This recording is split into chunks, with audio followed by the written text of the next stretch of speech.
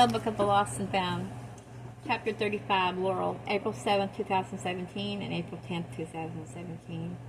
April 7th, 2017, found 2 letters. Dear Holly, I fucked up. I know this won't surprise you. I've been fucking up since the day I was born. Mom's dead and Dad's as good as gone, and now so are the twins. They hate me, and I don't blame them.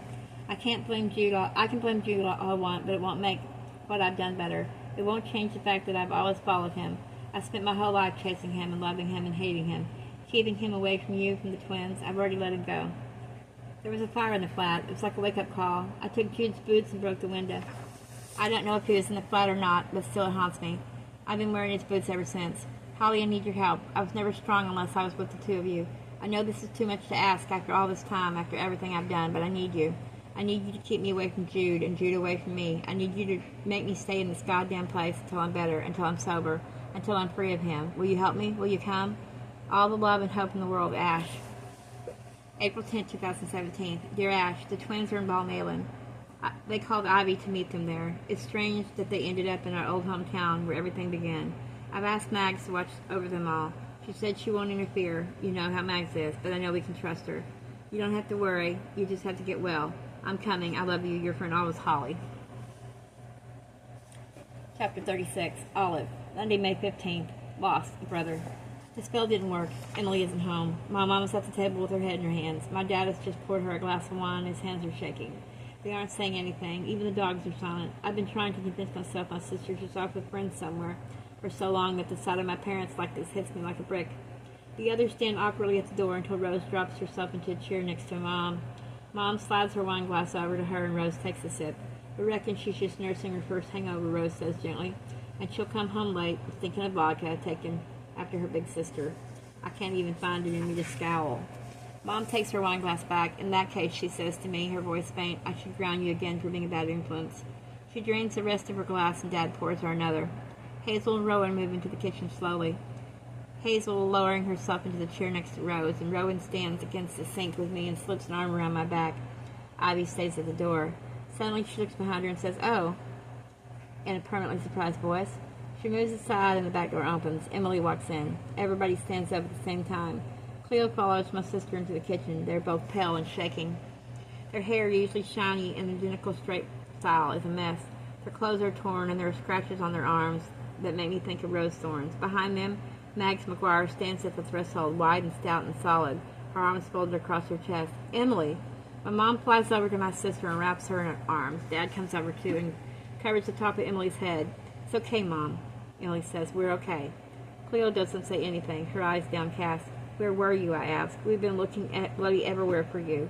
We've been asking everyone about you. We've been worried sick. We've tried everything. I cut myself." I hold up my hand to show her. Mags looks at me sharply, at the cut on my palm. Something tells me she knows exactly what that means. Mom takes Emily's face in her hands. "Are you okay?" she asks. "We're okay," Emily says again. "Really?" Mom looks over Emily's shoulder at Cleo. "Are you okay, Cleo?" she asks. Cleo nods, but doesn't lift her head. "I'll get her home," Mags says softly, but the hand she places on Cleo's shoulder is kind. "Wait," Mom says, her palm still cupping Emily's face. "Where were you?" She looks over at Mags. "How did you find them?" "Lucky coincidence," Mags says, and she turns Cleo finally toward the door. When they've left, there's silence for a minute. It's Rose that breaks it. She doesn't ask, "Where were you?" Instead, she says, "What happened?" "Not what you're thinking," says Emily. Her hands unconsciously go into the rips in her T-shirt, the scratches on her skin. "You don't know what we're thinking," I tell her. Another little lick of anger is spitting up inside my chest. I pictured her hung over on a mattress in Cleo's room so many times. I come to believe it. She does look away, but her scratches are scaring me. "Where were you, Emily?" Dad asked, leading her to the table. Gangtackley.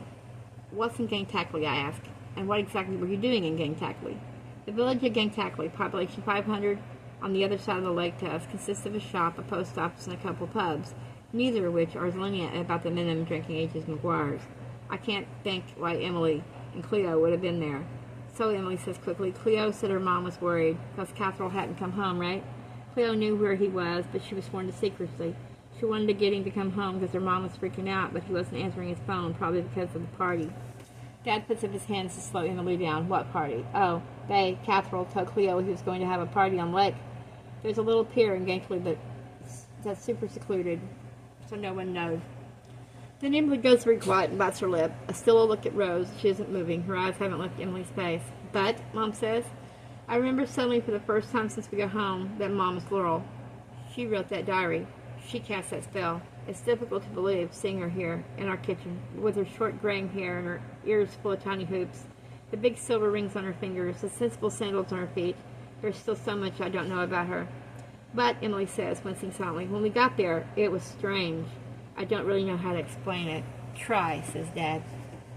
We got lost, Emily says slowly. It was stormy, and we knew we were close to the lake, but there was all this smoke, or mist, and these noises. She breaks off again, chews on her bottom lip some more, howling, Ivy says softly, howling and screams. Emily contends as if she's half asleep, or some part of her still back there singing it. We could hear the music from the road. We couldn't find it. There was stuff on all the trees, blood and things. There were eyes, too, people maybe. People from the party probably, but they looked like... Did you take anything, Emily? Daddy says gently. Drink anything? Emily shakes her head. I told you, we never got to the party. We just got lost in the woods. Mom's eyes are narrowed. We're probably thinking the same thing. There are no woods on either side of the lake, just the fields and the shore and the houses outside the village. Their boats tied to tiny wooden jetties and bobbing in the water. The people, Emily says, I know this sounds crazy, but they didn't look real. But I told Cleo they were probably just her brother's friends, so we followed them down the lake. She's quiet for so long that Dad touches her waist and says, Emily, and my heart makes noises and loud noises in my chest, howling and smoking faces between the trees. It's like the branches didn't want us to go down there, Emily says, her fingers pulling at the tears in her clothes.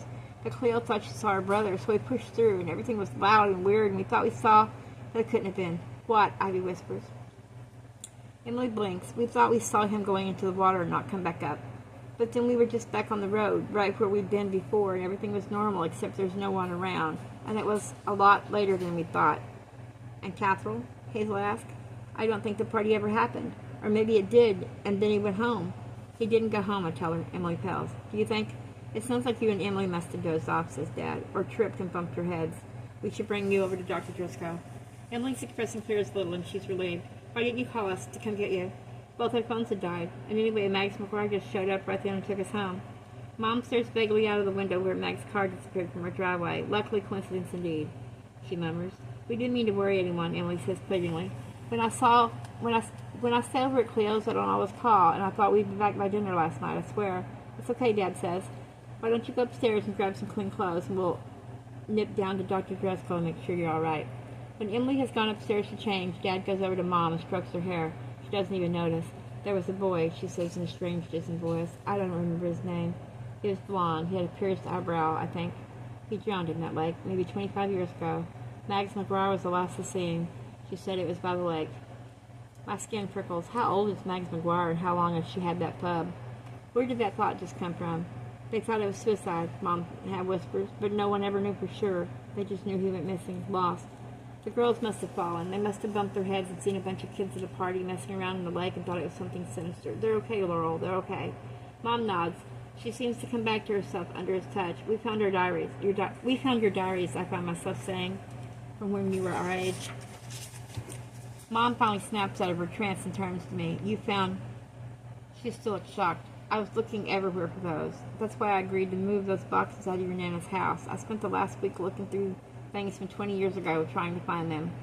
She spent 2 entire mornings searching through papers on the countertop, papers spilling onto the floor in the study, papers fluttering out of the recycling bin.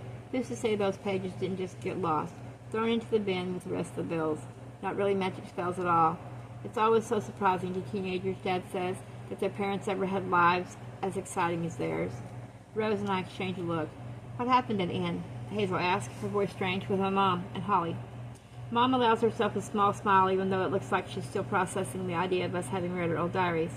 Holly's real name is Noelle, she says, and Ivy nods. She picked her nickname because there's Holly at Christmas, Holly and Ivy. She nods toward Ivy. I haven't even realized we've given you all 3 names.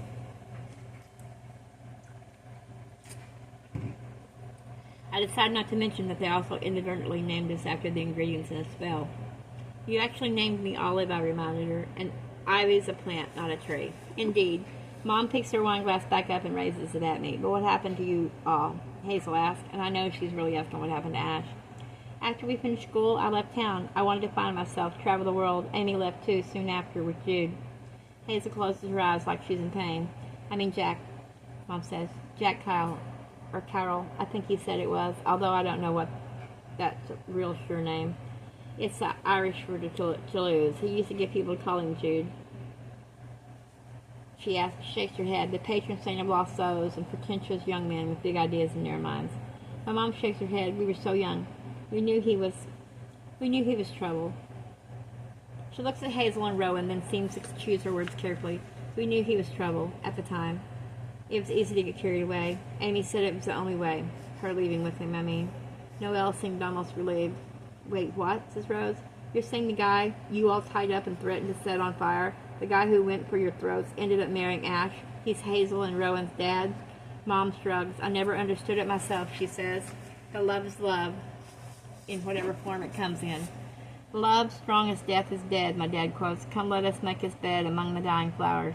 Mom looks into her wine glass like a fortune teller into the tea leaves. She says softly, who knows what would have happened to Noelle if Noelle had stayed with him. She was so much frailer than Amy, so much more tolerant and delicate.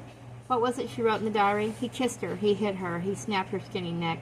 She went back to the forest and climbed the tree one final time, only to throw herself down from a rope around her throat. She swung between the branches. Stay away from him or you'll lose everything. I stare at my mother. You knew what would happen if he'd stayed with her, I think at her.